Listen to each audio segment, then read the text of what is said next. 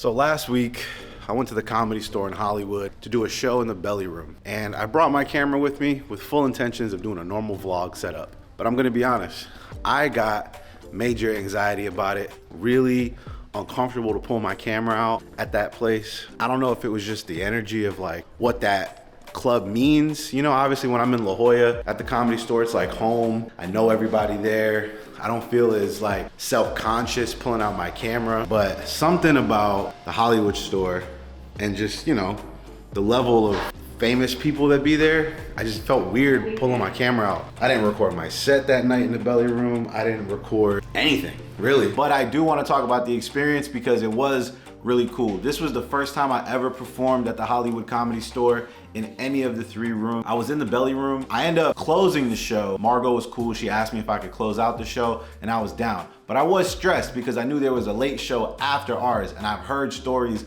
of Don Barris, who's a legendary comedian at the Comedy Store. His show was after our show, and if you run long, Don will come into the room and he'll basically hijack the show, yell at you to get off the stage. So I did get lit early during my set because we had to get out of there. And honestly, I didn't have a great set. I didn't bomb, but I was working. I mean, it just wasn't an easy set for me. I did okay, I got some laughs, but it really didn't make me feel great. One thing that happened before my set was I was sitting in the green room, and in the green room of the Belly Room, there's a cutout in the wall that you can kind of see, but you can definitely hear what's going on in the main room. The main room sits a lot of people, over 300 people it seats. I kept hearing this loud laughter. And I'm like, man, somebody's in there killing. And I listened closely and I realized it's Sebastian Maniscalco. So literally, I'm sitting in the green room, nervous to go on in the Belly Room for like, 35, 40 people.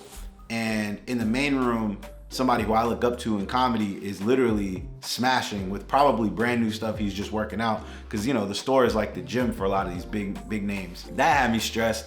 I go on stage, do my set. A couple of my homies from La Jolla were at the Hollywood store to do potluck and friends and family. So they popped in to check me out in the Belly Room. They told me after my set, which I was unaware of, Craig Robinson was in the room for my whole set, which bummed me out because I was like, I didn't even have a good set. So I was asking them, I'm like, yo, did he take off during my set? They're like, no, he watched literally your whole set. He walked in when you got on stage and he literally stayed in the room until you got off and ended the show. Like, I didn't even meet Craig Robinson, but like Craig Robinson is a very talented comedian, very talented actor. He's just a funny dude. It would have been cool to meet him, but also to know that he really watched my whole set and I really was struggling up there, man, it bugged the hell out of me. But in the end, hanging out at the Comedy Store in Hollywood was a really cool experience. I got to kick it with some of my friends who I haven't seen in a long time, who are more LA based. I got to reconnect with some people and also just see what the vibe of the store is in Hollywood, which is, it's interesting because there's a lot of guys from LA, they come down to San Diego, they do shows and they're obviously really talented, but it's interesting to watch them in an environment where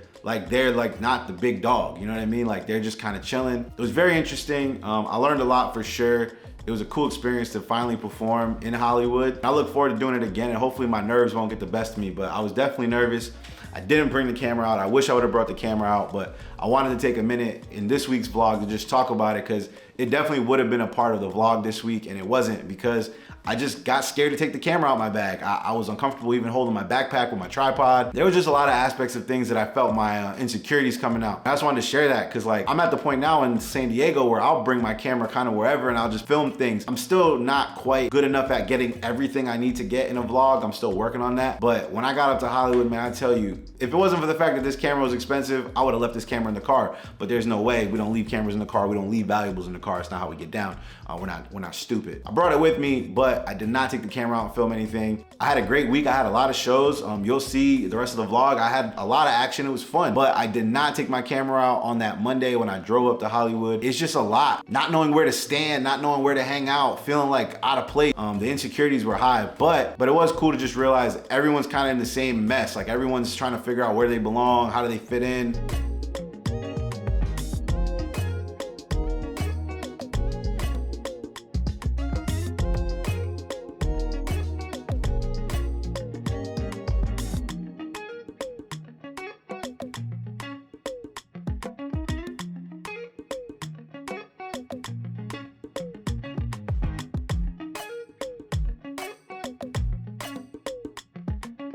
I had headliner tonight. He performs all over the country, I would say. He's a regular at the La Jolla Comedy Store as well. Please give it up for Rui Montilla. I'm from Providence, Rhode Island. It's a small place, okay? You from Rhode Island, boss? Yes, sir. Hey, we got out, my boy. We made it. We made it, big guy. Where are you from? North Kingstown. I went to grad school at the university. Yeah, I got degrees before dick jokes. Yeah, that's right. Yeah, before I walked into Santee, it was like, yeah, Cash, tell them to put tips in the jar so I can pay for my gas home. Before I did that, I went and got a bunch of degrees. One of them at the University of Rhode Island. So I hung out. North Kingstown. I love it. You know what I'm saying?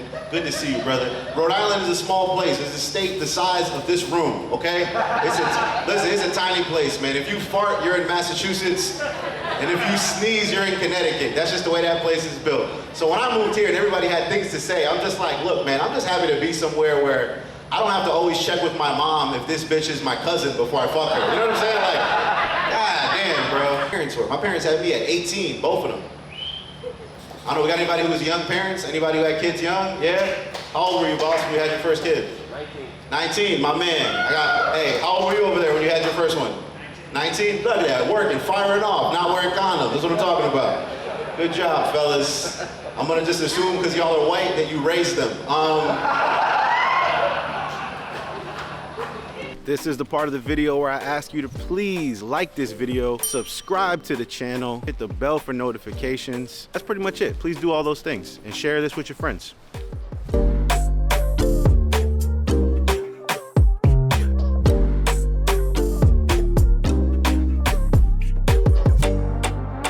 Just hauled ass from Santee to La Jolla because I have a spot at the Comedy Store that I'm very late for, and the Door fam is not happy. Mike Vin just called me a piece of shit because I didn't tell him I was late. So we're gonna get our ass over here, say what's up to the gang, do this 6 minutes, and then go home, baby.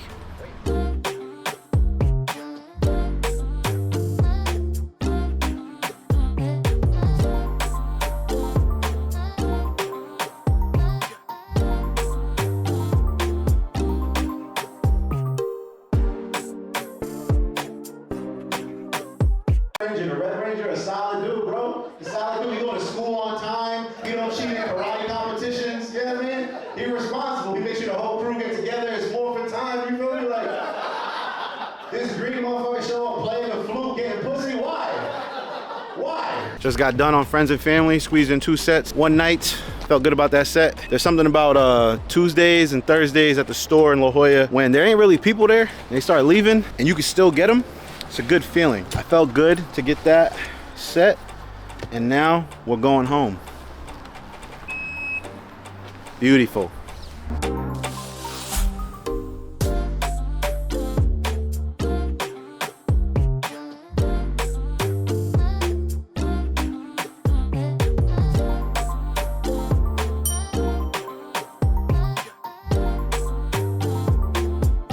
All right, so as a veteran popcorn guy, I had to check on the new popcorn guys. Let's take a look in here. Let's see what we got going on. What we got? How's it looking on the inside? It's good and golden. These kernels are actually imported from South Korea. Wow, I like that. See that flow? That looks good. You're doing a great job. You're not going to get that in an American kernel. That.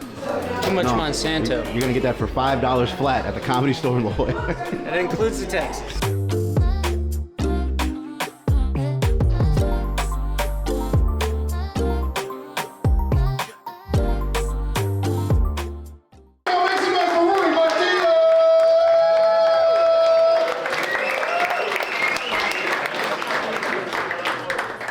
Lord, keep it going for my boy Walter Ford, man.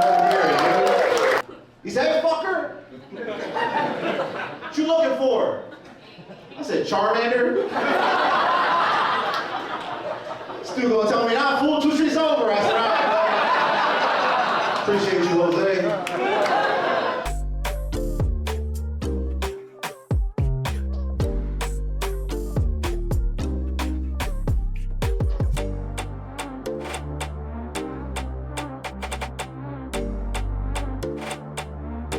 Had had a lot of fun at the Comedy Store in La Jolla tonight. It was a great crowd. Whole bunch of Dominicans in the spot. Gadiel was in there, man. It was nice to meet Gadiel and see him work, do some stand-up, and also to meet all his friends who he brought out who were Dominicans. It's nice to meet some Dominicans in San Diego and connect. So that was a fun night.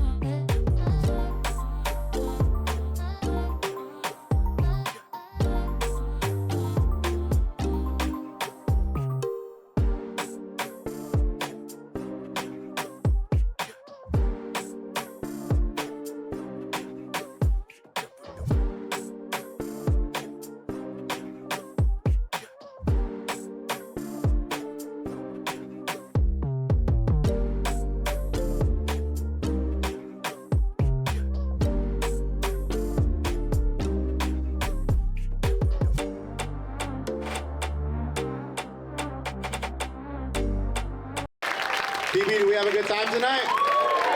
Yeah, we want to say thank you guys so much for supporting Don't Tell Comedy. If you yourself have a cool business, you got a dope-ass backyard, your apartment's just really fucking big for some reason, and you want to stick a bunch of chairs in it and have a comedy show at your house, you could do that. You have to talk to Jay. He's the guy who checked everybody in the front. Talk to Jay if you have a cool space. We will do a comedy show at your business, your house, your mama's house, whoever's, we'll go, okay? And we'll just tell dick jokes there. It'll be fun.